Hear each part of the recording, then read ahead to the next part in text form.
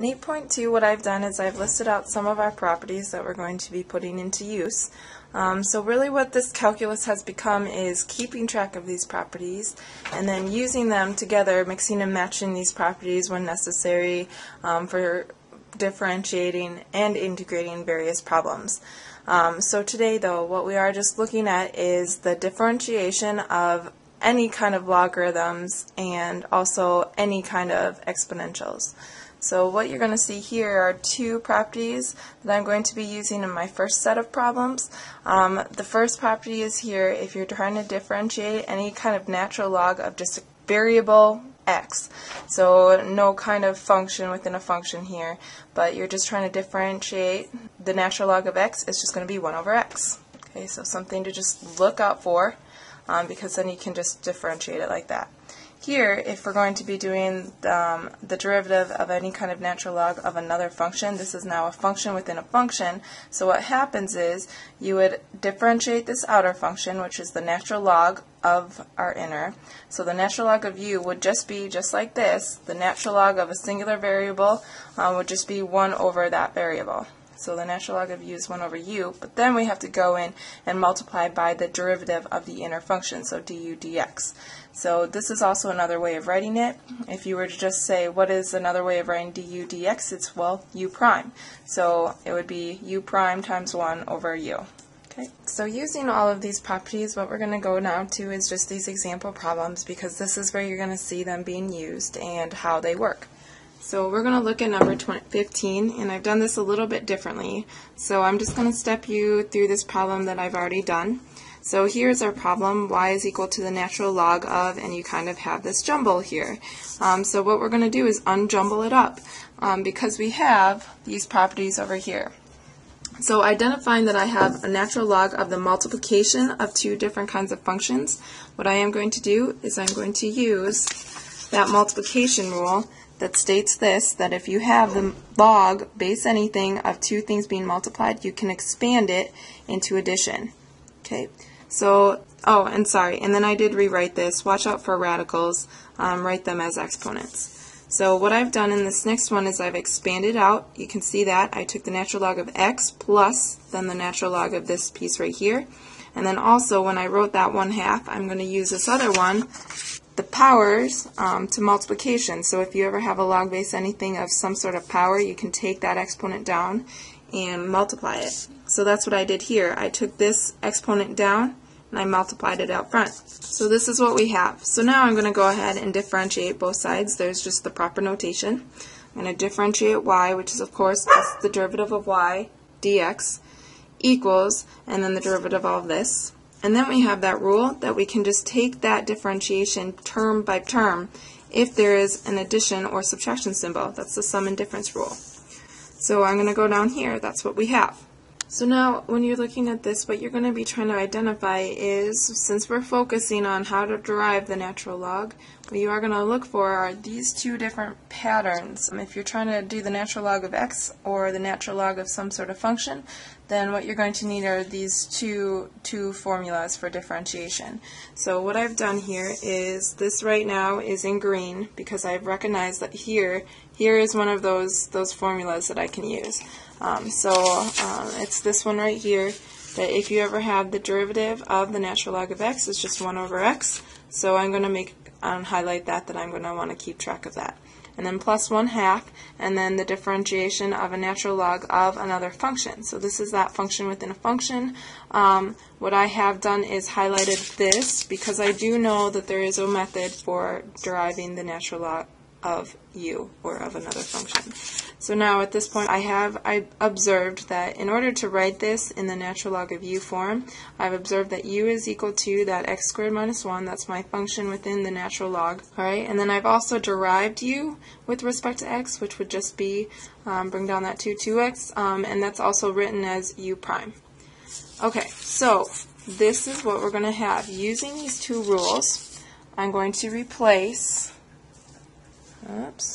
I'm going to replace this right here with u prime over u, and I'm going to replace this right here with 1 over x, because the differentiation of the natural log of x is equal to 1 over x. So here we have it.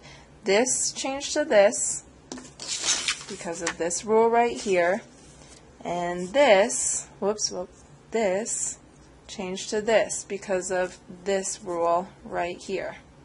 Okay, so you just really, it's a matter of keeping these properties straight. So at this point, 1 over x is just 1 over x, but we still do have to write this in terms of x, our final answer in terms of x. So here I just plugged in my u, which is the x squared minus 1, and then the u prime, or the derivative of u, was 2x. So then it just became a matter of simplification. And what I've done is I've noticed that, first of all, these 2's can cancel each other out.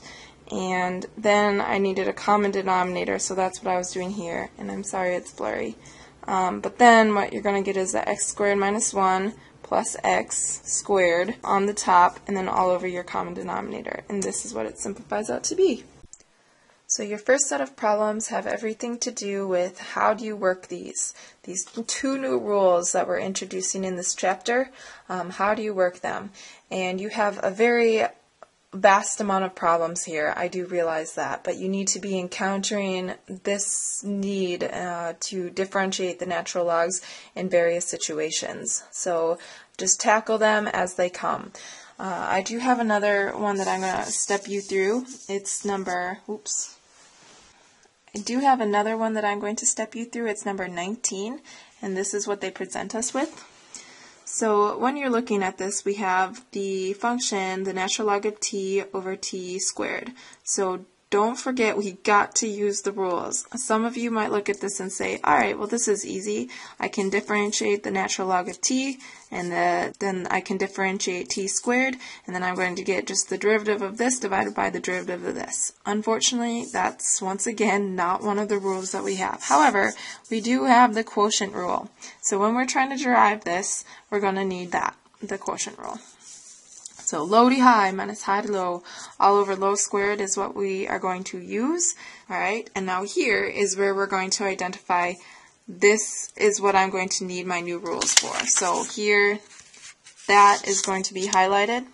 And I highlighted this in kind of like a gray-blue because we are going to have to differentiate that, but that's not one of our new ones. So we're just going to have to drive that using old rules. So I have substituted in what the derivative of the natural log of one singular variable is. Once again, this time we're differentiating with the variable t, with respect to the variable t, so it's just going to be 1 over t, and then we have the natural log of just 2t. So at this point I hadn't derived anything yet. Okay, I had just only been working myself to that point where I see what do I have to derive and where does it go, and so here I have finally done that. So this is all the simplification process. I'll just kind of put that up for you so you can follow along and make sure that you're using some proper math rules. One thing is this t won't cancel out. If you ever wanted to try to pull out this t and this t, you can't do it. So don't think that is, we're taking the natural log of a t. If you cancel that t out, you just have a natural log in there, and that's not even possible. Will be in for the Tri-City Rolling Thunder. On Cyclone, go! Woo! Go Cyclone! Go Cyclone! All right.